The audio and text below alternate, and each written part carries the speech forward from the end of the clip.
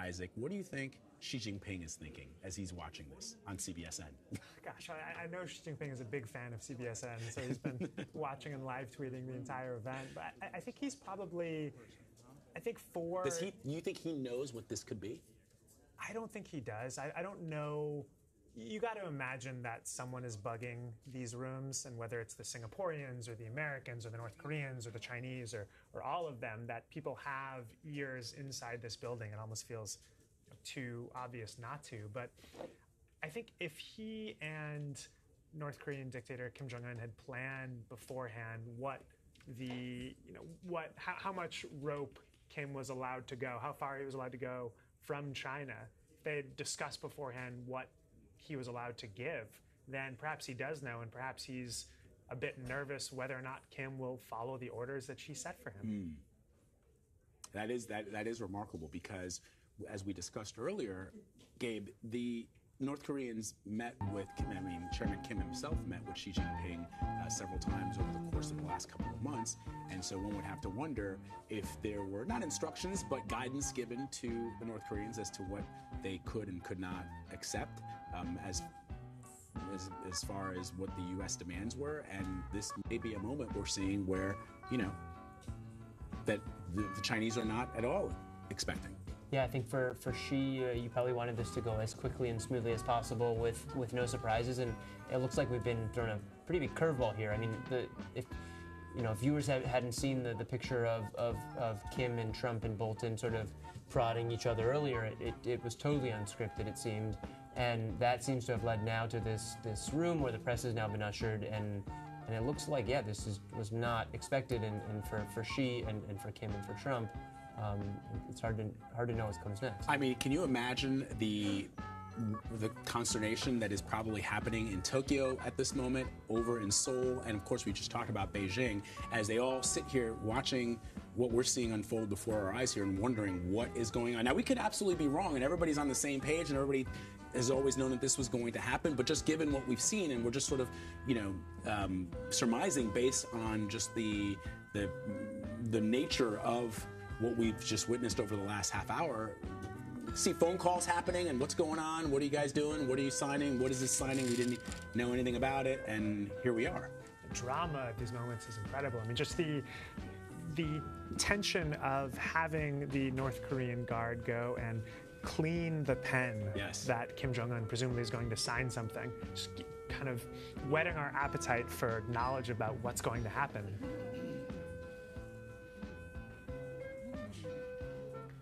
And if indeed this was something that was perhaps not planned, the question becomes, of course, this would be something that was planned by the U.S., but not in conjunction with the North Koreans. Again, we don't know because the president just made this comment and everybody sort of looked around and said, what's he talking about? And here we are.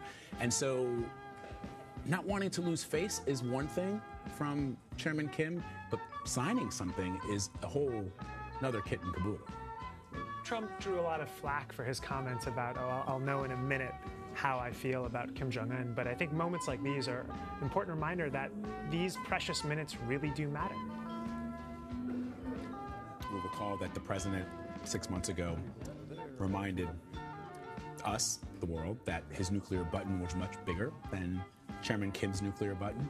And here we are now at this historic moment between the president of the United States and the dictator of North Korea, Kim Jong-un, after having a meeting which the president, in his own words, said was fantastic, and it went great. Here we are witnessing a moment in history where the president indicated to reporters that they were on their way to some type of a signing, and now cameras have been set up, flags have been placed, Chairman Kim's pen has been cleaned. It was a really sort of surreal moment for those of us who were watching this. If you missed it, one of the handlers went to the seat that presumably Chairman Kim will be sitting in, and put on a pair of white gloves, which I've never seen either, put on a pair of white gloves and picked up the pen and did whatever. He cleaned it and, who knows what, made sure that it wasn't, faulty, and placed it back on that mat. And now we're just waiting for the two leaders to emerge, we guess, from those double doors. absurdist quality to just sitting and waiting for the news to happen. And one kind of imagines how long this will go on, or how long this could go on before people started leaving. You know, an hour, 2 hours, 3 hours. We just continue to wait here, and I think we would, because what's going to come is going to be incredibly important. Well, exactly, and the question is, of course, if this was an unscripted moment, and if this is something that hadn't been hammered out in detail, that's why, let's remind our viewers, that's why these things are tightly choreographed, and that's why we had an exact schedule from the White House itself, from the Office of the Press Secretary, with the guidance and the press schedule and everything that's going to happen and what time it's going to happen on, and for the most part, it's been.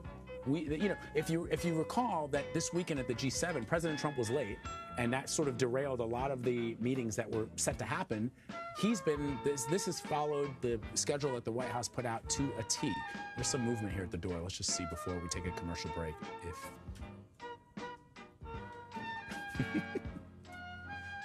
Remarkable.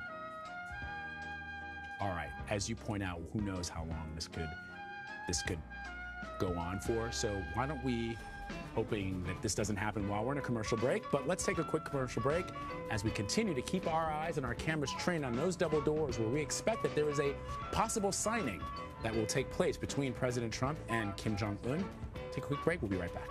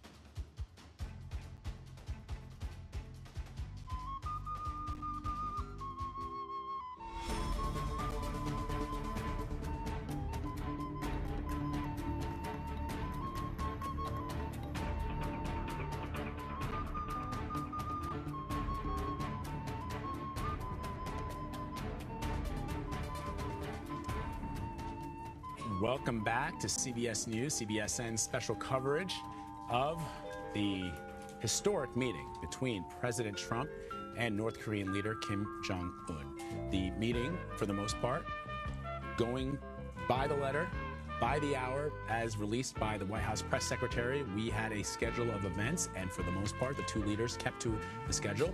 Then at one moment, the president and North Korean leader Kim Jong-un exited their working lunch. The president walked over to where reporters and cameras had gathered and suggested that the meetings had gone very well. I'm reading from the president's quote here: going great, fantastic meeting, lots of progress, top of the line, the president saying. And then at one point, the president said, we are on our way to a signing. And everybody looked around and said, well, what is that signing? And now we are here at this point where we have cameras trained on those double doors there at the Capella Hotel, where, as far as we know, there's to be some kind of a signing. What it is, what's being signed, we have absolutely no idea.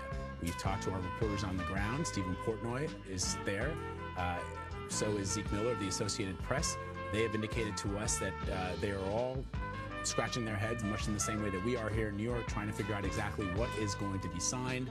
And we expect that the president and Chairman Kim will emerge from those double doors.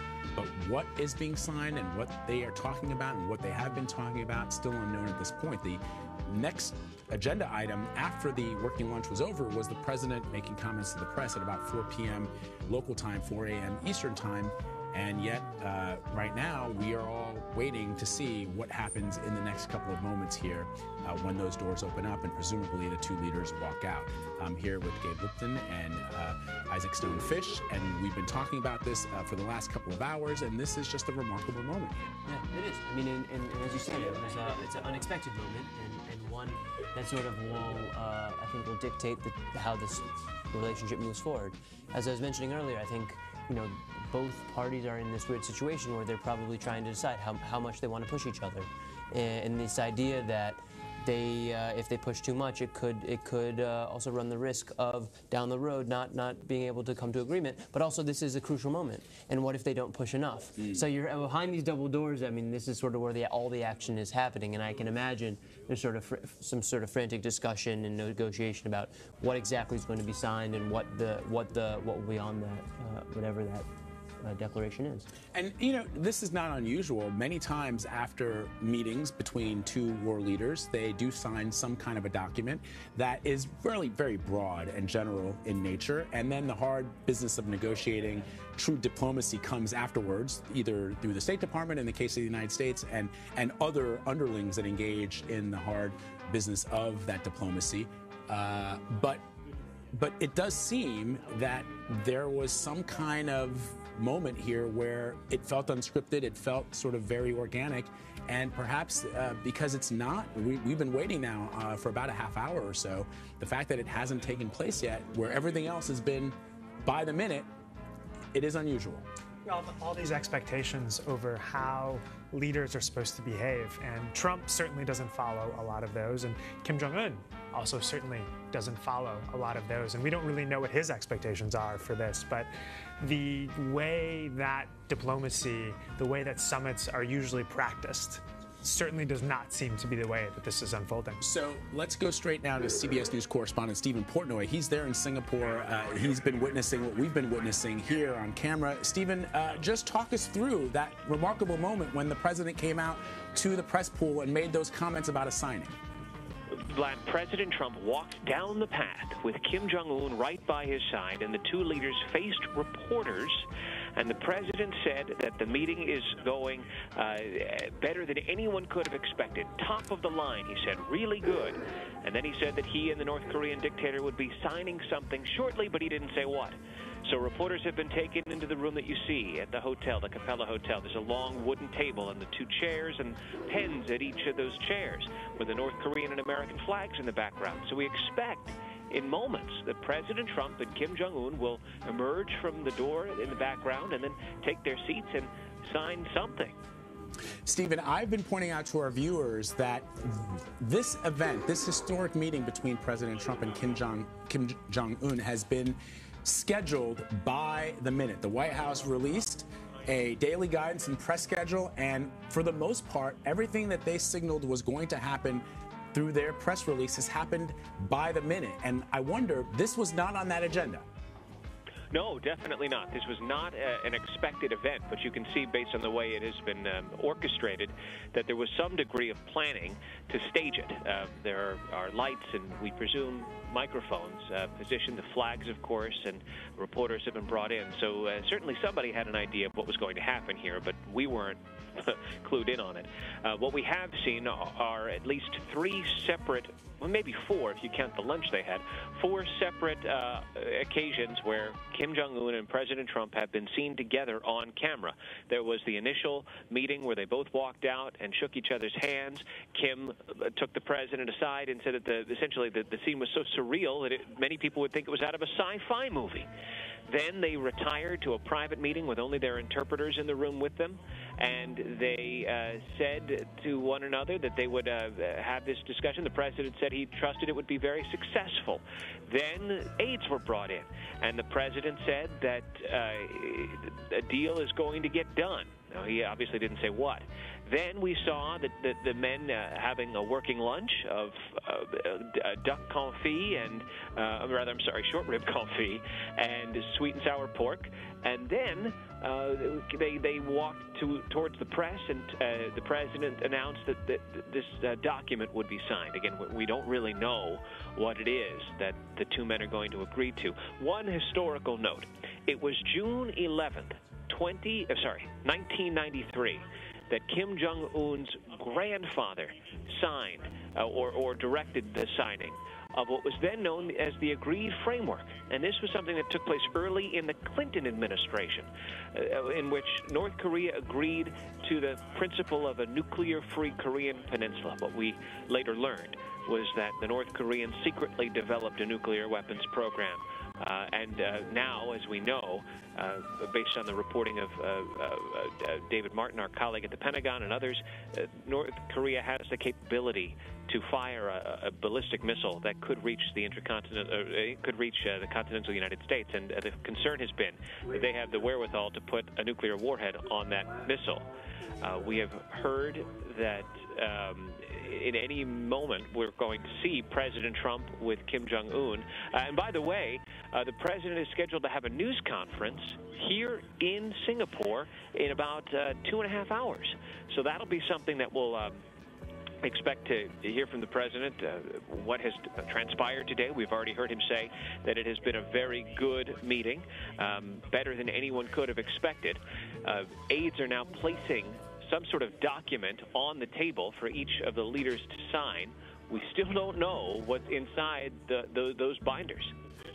It is a remarkable turn of events, Stephen, and we know that over the weekend, the president suggested to the world and to the press corps that within a minute he would know whether or not Mr. Kim's intentions were solid, whether or not he would be willing to agree to some of the things that the United States is looking for. And given what we've seen over the last 4 or 5 hours, the way that the 2 men have engaged with each other and the way that they've been sort of talking to, even when they've approached cameras, made brief asides to the press, just you being there, witnessing that, what did you make of it? The body language is really striking. I mean, President Trump characteristically has been sort of acting as the master of ceremonies, right? Tapping Kim Jong-un on the shoulder and sort of directing him into a room. At one point, he was joking with the photographers to make sure you take a good picture, make him look nice and pretty and thin. Kim Jong-un at various turns has been rather jovial in his appearance. He has smiled broadly. He's seemed to chuckle. But at other points, he has appeared sort of stoic and worn a blank expression on his face. Kim Jong-un, by the way, is dressed in a black tunic, sort of reminiscent of the kind of dress that Chairman Mao would wear. President Trump in a traditional business suit that is very characteristic of the kind of his kind of attire, with the classic red tie that the president likes to wear. Stephen, the other thing that I think is fascinating, as you have covered the White House and you were covering the G7 summit, is the sort of the tension that exists now between the United States and some of our strongest and oldest allies, including France and Canada. The president suggesting that Russia should be allowed back into the G7, and then making some derogatory comments about the Prime Minister of Canada, Justin Trudeau, that was echoed by one of his advisors on television. And contrast that with the way the president has behaved with Chairman Kim over the last couple of hours. Well, the tension with the G7 allies has, to some degree, been overshadowing the lead-up to this summit. And one of the questions that was asked yesterday of Secretary of State Mike Pompeo is how the North Koreans could trust something, a commitment that the president might make to North Korea if, for example, the president was willing to initially sign on to the G7 communique, but then once he heard about what Justin Trudeau said about him at a press conference, yanked the U.S. out of that communique. Secretary Pompeo didn't directly answer that question, but it certainly still lingers. And that's something that, you know, we've been discussing with our panel and our trio of analysts that have joined us throughout the coverage of this historic event, which is, you know, given the fact that the president instructed his representatives not to sign that communique, that's one thing, and certainly the president may have his reasons. On the other hand, the North Koreans have really zero credibility on the world stage when it comes to negotiations like this, which, let's face it, they've done in the past. I mean, not at this level. There's never been a U.S. sitting president to meet with a North Korean dictator, but negotiations have happened between other high-level ranking officials of the U.S. government, and almost every single time, Stephen, as you know, the North Koreans have backtracked. And so let's just watch this a moment, Stephen, if you can stand by as we start to see some of the North Korean delegation coming in. There's the Secretary of State, Mike Pompeo, along with the Chief of Staff, John Kelly, and the National Security Advisor, John Bolton. Sarah, I think that's Sarah Huckabee Sanders, the press secretary. So we expect at any moment now, Stephen, if you're in that room witnessing this, that we expect the President of the United States and Kim Jong-un to emerge from those double doors. Yeah, this is the latest in a series of historic moments, and it played out through this Tuesday, early Tuesday morning in the eastern United States, but it's now early afternoon here, and it looks like Secretary of State Pompeo is waiting to direct President Trump and Kim Jong-un to their seats as they sign some kind of a joint statement or declaration. We still don't know what, but it's meant to be a document for history and for the world about what has transpired here at this historic summit. And here it is. Let's watch, Stephen.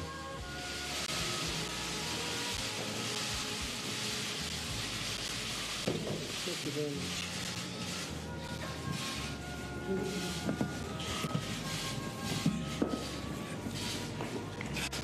So we're signing a very important document, a pretty comprehensive document, and we've had a really great term together, a great relationship. I'll be giving a news conference at 2:30, which is in a little bit less than 2 hours, and we'll discuss this at great length. In the meantime, I believe that they'll be handing it out on behalf of Chairman Kim and myself, and we're both very honored to sign the document. Thank you. 우리가 매우 중요한 문서에 서명을 하게 될 것입니다. 이 문서는 굉장히 포괄적인 문서이고 오늘 굉장히 좋은 아주 훌륭한 회담을 가졌고 또 아주 좋은 관계를 구축하였습니다.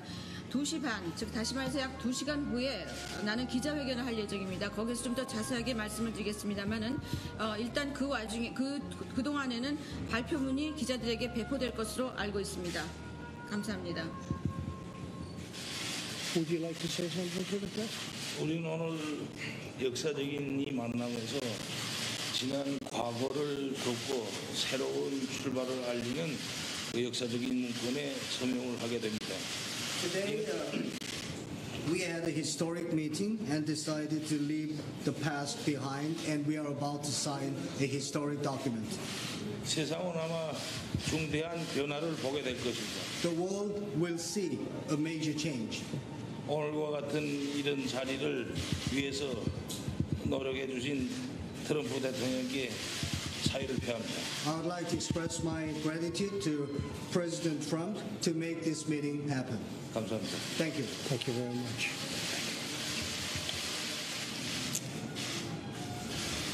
Okay.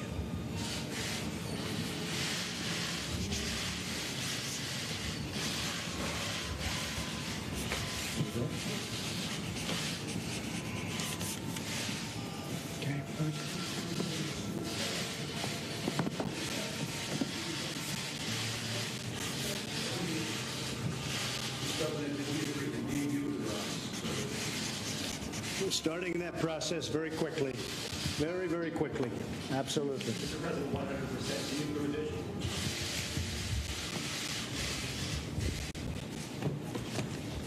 Would you talk about automobiles, sir?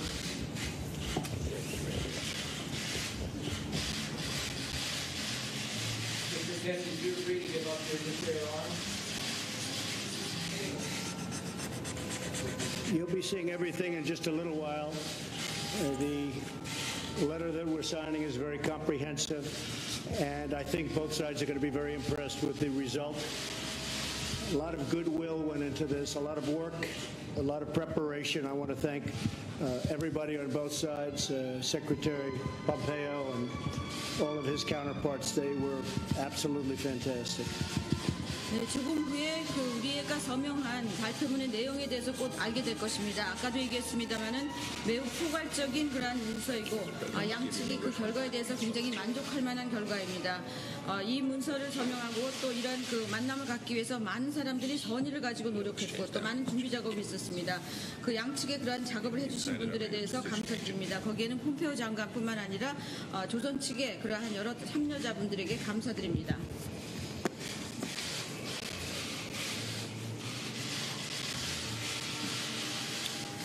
Thank you very much. It's fantastic.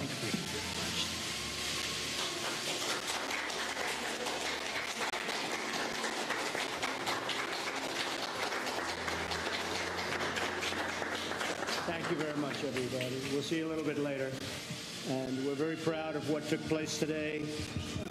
I think our whole relationship with North Korea and the Korean Peninsula is it's going to be a very much different situation than it has in the past.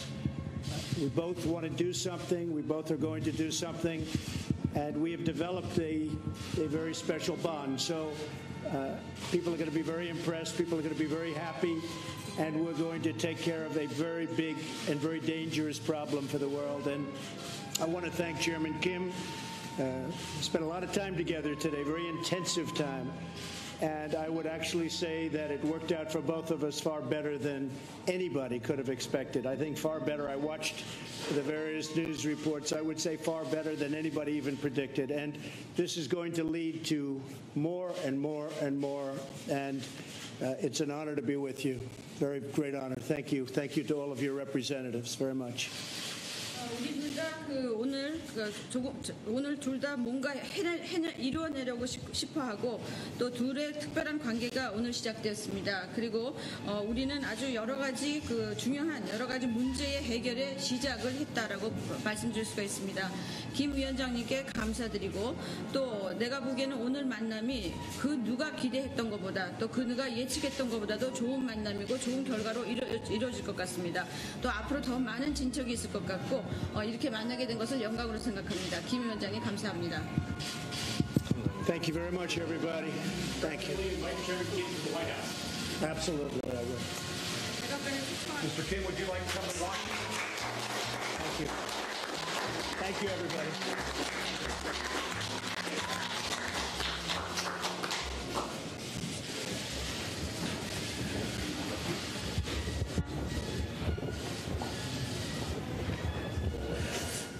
All right. Wow. What a historic moment here we've just witnessed here. And we are not exactly sure what was just signed, but really a remarkable moment here from the President of the United States and North Korean leader Kim Jong-un. The North Korean leader saying that they will leave the past behind.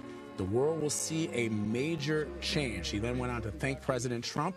President Trump saying this is a comprehensive document, very proud of what has taken place. They had a very intensive meeting, the president saying, far better, though, than anyone could have predicted. He said to North Korean leader Kim Jong-un that it is an honor to be with you. So the president, afterwards, after he signed those documents, big smile on the president's face. I'm joined here by Gabe Lipton and Isaac Stonefish, CBSN contributors. They've been with me all night long. Your first reaction, Gabe? Yeah, I mean, I think it was such an interesting contrast between the two leaders. We saw both, I think, the biggest show of enthusiasm from Kim that we've seen all night. He had a moment in which he sort of smiled for the first time in what seemed a genuine expression of excitement and enthusiasm, but at the same time seemed a bit ready to get out of the room, and looking at his advisors at times, and a bit sort of uneasy. So again, as you mentioned, it remains to be seen what this document actually entails. That the devil's in the details here, but just from the body language, I think this could be something pretty important. Isaac?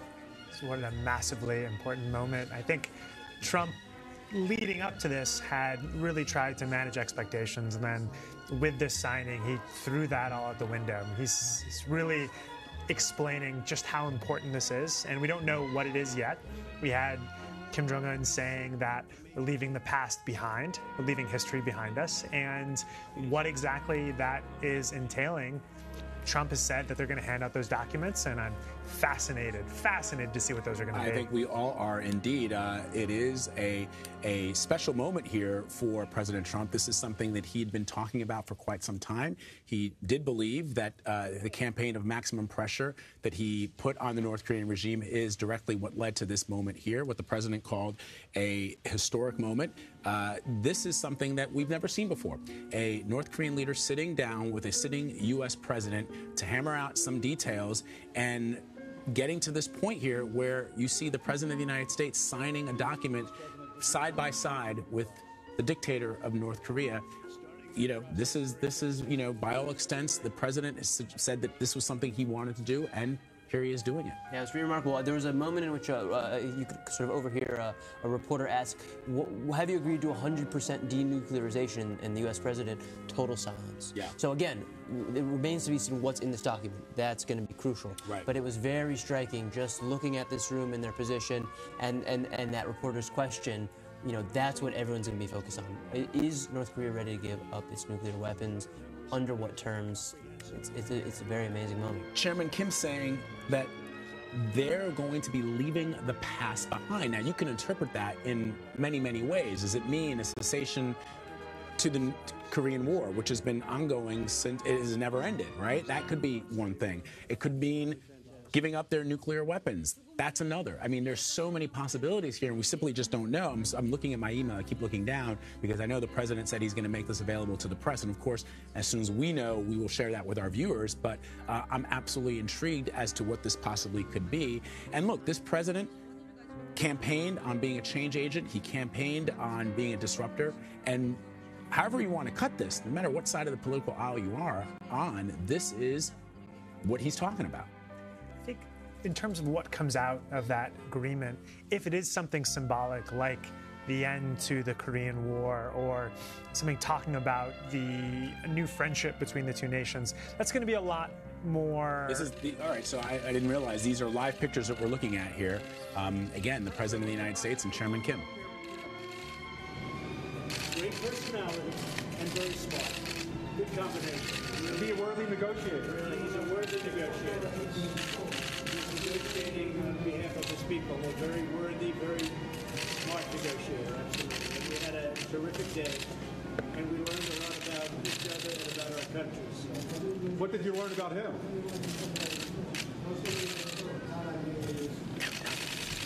What did you learn about him, sir? I learned he's a very talented man. I also learned that he loves his country very much. When will we see each other again?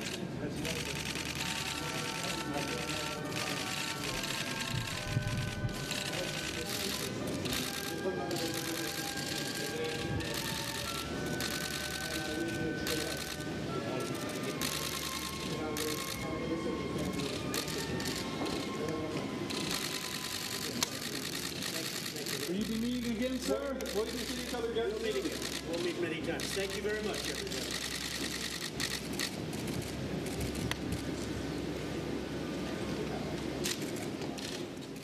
Well, there you have it. You are looking at history in the making. President Trump and North Korean leader Kim Jong-un, after signing what has been called a historic document, the two leaders shaking hands once again, and you could see as the cameras were rolling there, they were doing that. They were having words with each other without the presence of translators. Very, very important.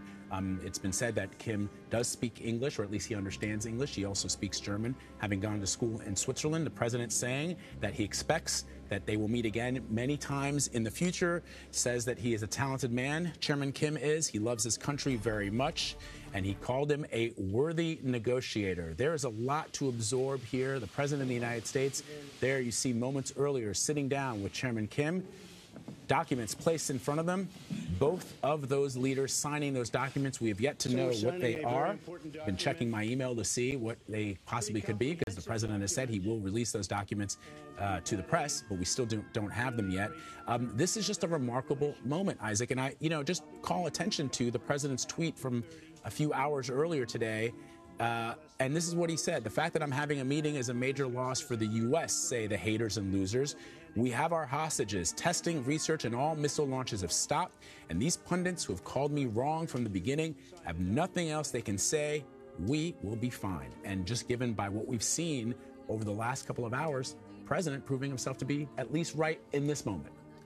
I think that's probably taking it a bridge too far. I mean, I think we have absolutely no proof that North Korea has stopped any sort of research on its nuclear capabilities. The fact that they have not launched a missile or done another nuclear test does not mean that they won't do that in the next several months.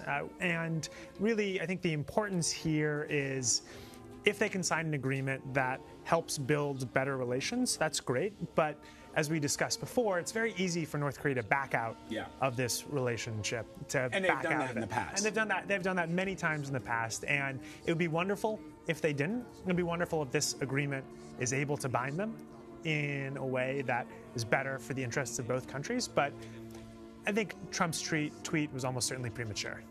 What do you think, Ed? Yeah, I mean, I think in the last statement we just saw, the president called Mr. Kim a worthy negotiator, smart, a talented man who loves his country. Clearly, the president is sort of staking his claim to want to build this relationship. He said they would meet, as you mentioned, many, many times. This is just the first, probably, of many discussions between the two leaders, and we will have to see what these definitions mean.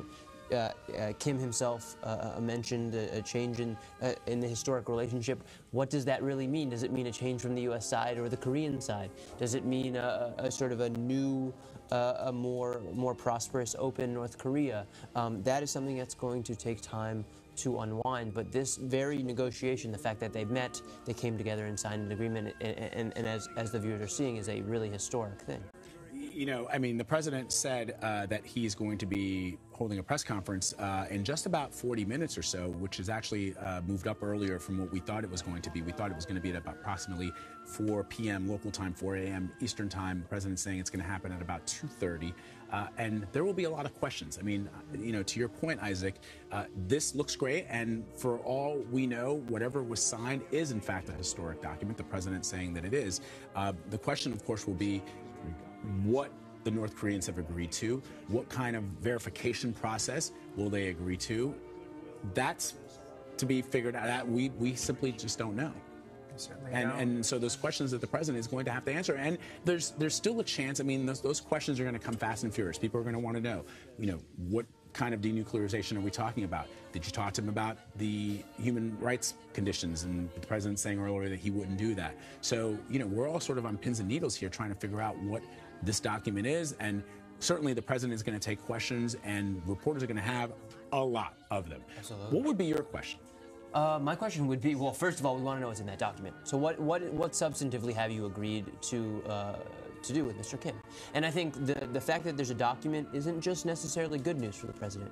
It could be quite bad news. And Vlad, we were discussing earlier, there are a few traps that we can imagine Trump himself stepping into, whether it is agreeing prematurely to, remove U.S. troops from the South Korean peninsula, or whether it's economic relief before North Korea has really done anything. There are plenty of tripwires for this U.S. president, who is, in the grand scheme of things, a fairly inexperienced diplomatic negotiator, right? As there are tripwires for the North Korean leader. What kind of questions would you have, Isaac? There's so many questions. I think, basically, I'd love to know what's in the document. I'm sure that'll come out pretty soon. What do we need to see from North Korea in a few weeks, in a few months, in a few years in order for this to happen? How is China going to be involved with this. I think I'd also want Trump to stake out a position that he has to hold to. So how much credit are you taking for solving this? And in 6 months or in a year, if things have gone differently, what are you going to do about it then? Really fascinating. We're still waiting to hear and to learn exactly what was signed in that document. So let's take a quick break. We're going to have a whole lot much on this summit, historic summit, when we come back. You're streaming CBSN. CBS News, always on.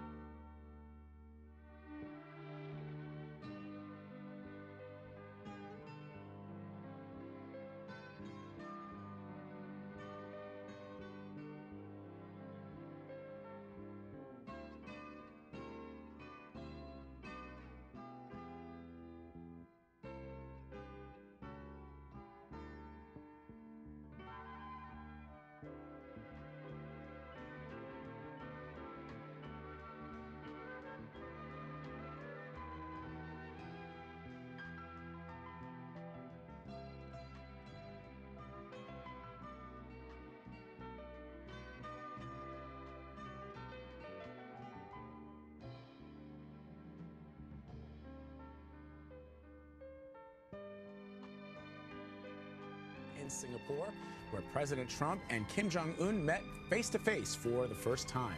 The historic summit unfolded about 5 hours ago when the pair first shook hands at the Capella Hotel on Sentosa Island in front of a backdrop of American and North Korean flags. A few moments later, we heard from both of them.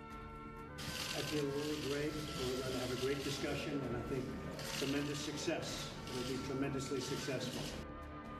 So at that meeting, the president went on to say that they will have, quote, a terrific relationship. Kim Jong-un said, quote, it was not easy to get here. Since then, they've held a one-on-one meeting and a working lunch with top advisors. The pair then walked outside the Capella Hotel, and President Trump briefly spoke to reporters. It's going great. We had a really fantastic meeting. A lot of progress, really very positive. I think better than anybody could have expected. Top of the line, really good. We're going right now for a signing. What are you going to sign? The president hinting at an unscheduled signing, and just after 1:30 p.m. local time, we heard what he was talking about. Take a watch. So we're signing a very important document, pretty comprehensive document, and we've had a really great term together, a great relationship. I'll be giving a news conference at 2:30, which is in a little bit less than 2 hours, and we'll discuss this at great length. In the meantime, I believe that they'll be handing it out on behalf of Chairman Kim and myself, and we're both very honored to sign the document. Thank you. CBS News foreign correspondent Ben Tracy is joining us now from Singapore. Ben is one of the few Western journalists who have traveled to North Korea. Ben, first of all, first question, have you received what that document was? Are you, the press corps, at all aware of what was signed just now? No. For a president who was a reality TV star in a former life, he certainly knows how to deliver a cliffhanger. It is hard to remember a time when a president would sit down next to another foreign head of state, sign a document, and nobody knows what they're actually signing. The president says they're going to hand this document out to journalists when he does a news conference. He said that might be at 2:30, but originally that was scheduled for about 4 o'clock. So we're just waiting to find out the exact timing on that. But no, this is quite the dramatic ending to this summit, that they've agreed to something, but no one is quite sure what it is. And Ben, take us back through the entirety of the day as we play live pictures right now of Kim Jong-un's motorcade departing this historic meeting. President Trump saying all along over the past couple of months that his rhetoric has changed from saying that North Korea would be met with fire and fury and little rocket man doesn't have a nuclear button as big as his, to the point now where the president's saying Kim Jong-un is a negotiator. He's a very talented man, loves his country very much. We'll meet again. Just take us through what we saw unfolding there in Singapore over the last couple of hours. Yeah, there are a lot of bygones to let be, and it does appear that both of them have done that. I mean, they came into this meeting, they seemed to kind of hit it off from the very beginning, as much as you can tell by body language. Then you saw these kind of extraordinary moments throughout the day where they were walking together in the colonnade. There was that one very strange moment where I believe President Trump actually walked Kim Jong-un over to the presidential limo, the Beast, and showed it off, even opened the door and said something to the effect of, look at my car. And then they were both just talking to each other back and forth in a hallway there after the president said that they were going to go sign something. And then we've now had this signing ceremony. So it's been a very unique day as these things go. And it'll be interesting to see what this document actually says. There's been some teases out there from the president saying he's using words saying this is a pretty comprehensive agreement, that denuclearization will be starting very quickly. But there's a lot of vagueness in there. Is that the denuclearization of North Korea, meaning they give up their weapons? Or is that the denuclearization of the Korean Peninsula, which would entail the United States perhaps agreeing to either remove troops or to not fly nuclear-capable bombers over the Korean Peninsula anymore? So those terms can mean very, very different things. So we'll have to see what kind of detail is in this document. But it does appear that they're leaving this on very good terms. The president was asked if he would invite Kim Jong-un to the White House, and he said, of course, he would. So it does seem that this relationship has changed, and Kim Jong-un himself said the whole world is going to see something different going forward. Yeah, the chairman's saying that North Koreans and the United States, are going to be leaving the past behind. And just, for our viewers, Ben, who may not be familiar with North Korea other than what's been reported. In other words, this is a country that you've traveled to and that this is a country that has concentration camps where they put their own citizens in. Chairman Kim is responsible for the assassination of family members and others who, are in the government that he has either purged or disagreed with. So he is a brutal, brutal dictator. And sometimes, of course, the United States has to get close to a dictator to see what the president and Chairman Kim called major change. But just from your experience in reporting from North Korea, this is a very, very, very brutal regime. Yeah, I think most Americans would agree that if you could sit down and work out a deal here that averts a nuclear war, it's all worth it. But yeah, I think you're exactly right that you can't forget who we're dealing with here. There's a lot of talk about Kim Jong-un being a new kind of leader, about the kinds of things that he wants to do inside North Korea.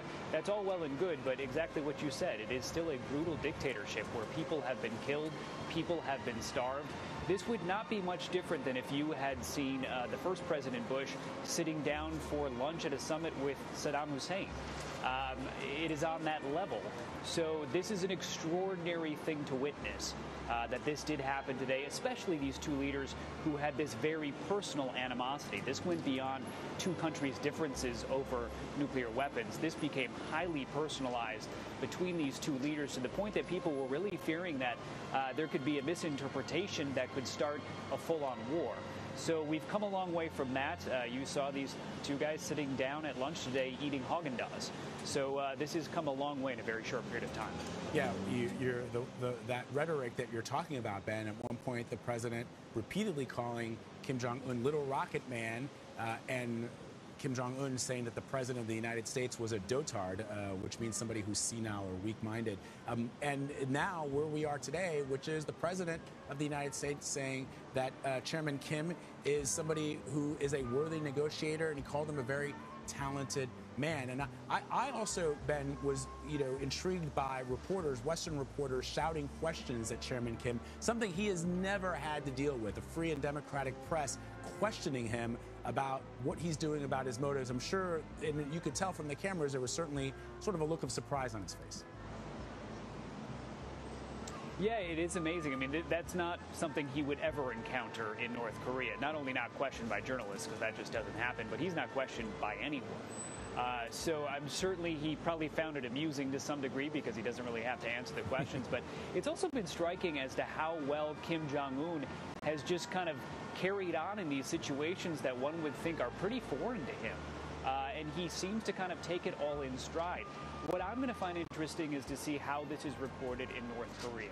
What does he say when he goes back to his country and has to kind of reorient their whole operation there, which has been all sorts of propaganda about how the United States is hell-bent on wanting to invade North Korea, to want to kill its citizens. There are propaganda posters up all over nearly every city in that country. So they have a lot of work to do there to kind of deprogram the propaganda apparatus and change this if this really is going to be a fundamental change in the relationship with the United States. So far, we have not seen any reporting in North Korea about the outcome of this summit. This obviously just happened, and typically there is a bit of a lag before they tell their people there something. But they have told people there that Kim Jong-un is here in Singapore for this summit, so we do expect that they will also report on the result. And one would hope that the result that North Korea reports to his people is the same result that we hear in Singapore. And yet, those images, Ben, of the President of the United States sitting down with a North Korean leader, something that has never happened before with a sitting U.S. president, he has achieved something that neither his father, Kim Jong-un, was able to achieve, or his grandfather, Kim Il-sung. And by that very extension, it is an accomplishment not just for the President of the United States, who signaled that this was going to be something that he wanted to accomplish, but for Chairman Kim as well. He's done something that no one in North Korea has ever been able to do. And so I wonder if those images that will play out in North Korea will be, because as you know, there's been talk that he is in some ways very similar to his grandfather. In fact, there are reports out of North Korea that that's why he gained the weight that he did, and he cuts his hair the very same way that his grandfather cut his hair. And so by achieving this level of legitimacy with a U.S. president, that's, I think, one way we could see it playing out in North Korea. It's a big deal. It's a big deal there, and they can use the propaganda of that moment of showing him on par with the President of the United States to kind of burnish his legacy in North Korea. And you are right. He does try to emulate his grandfather. Kim Il-sung is considered godlike in North Korea, much more popular than Kim Jong-un's father, Kim Jong-il, who had the unfortunate task of presiding over North Korea during the worst famine in one of the worst famines in human history. Which was largely self-inflicted by him. So yes, Kim Jong-un has tried to appear more like his grandfather because people there really like him, but he has now done something that no Kim ever has. But we should also remember the reason he got the United States, the President of the United States, to sit down with him was not because we wanted to talk to North Korea. It was because North Korea, we believed, had a nuclear weapon that might be capable of hitting the United States. It was something that the President of the United States felt he had to do. It wasn't really something that the United States historically has wanted to do because of some of the legitimacy that that does confer on the leader of North Korea. That's a great point, Ben, and we've been talking a little bit about that with our contributors and our panelists, which is the fact that Chairman Kim has been able to achieve this level of nuclear proficiency by the very nature. That's something that the United States has tried to prevent for the last 30 or 40 years. He's able to achieve it, and by achieving that, that wins him a seat at the table. Yeah, and I think there's always a concern that we look at this too much through the prism of the United States in terms of actions the president has taken or actions the United States has taken. You also do have to consider the internal politics of North Korea. It is very likely that Kim Jong-un did not want to have this meeting last until night, he really pre-flight. felt he was coming into it in a position of strength. And 0 hour. launching that first intercontinental 9 a.m. And I'm going to be high.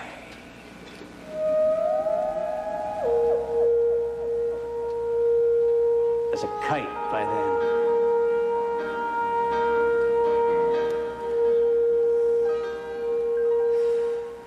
Oh, miss the earth so much. I miss my wife. It's lonely out in space on such a timeless flight.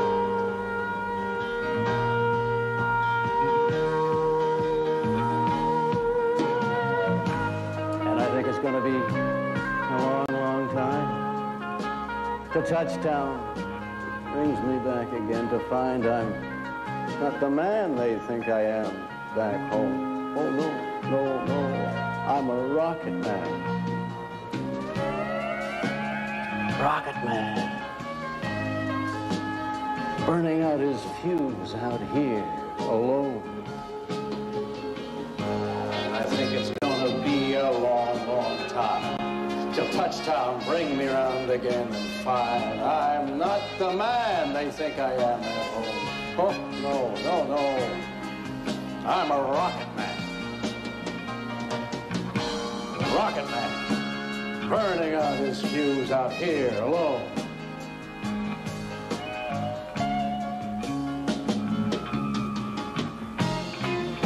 Mars ain't the kind of place to raise a kid. In fact, it's cold as hell. And there's no one there to raise them. If you did.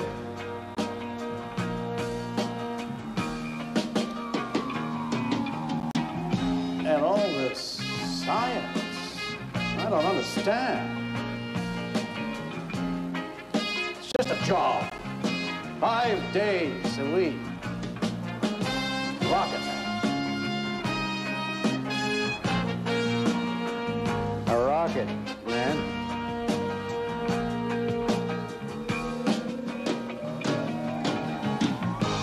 And I think it's going to be a long, long time till touchdown brings me around again to find I'm not the man they think I am at home. Oh, no. No, no. I'm a rocket man. Rocket man, burning out his fuse out here alone. And I think it's gonna be a long, long time till touchdown brings me around again to find I'm not the man they think I am at home. Oh, no, no, I'm a rocket man.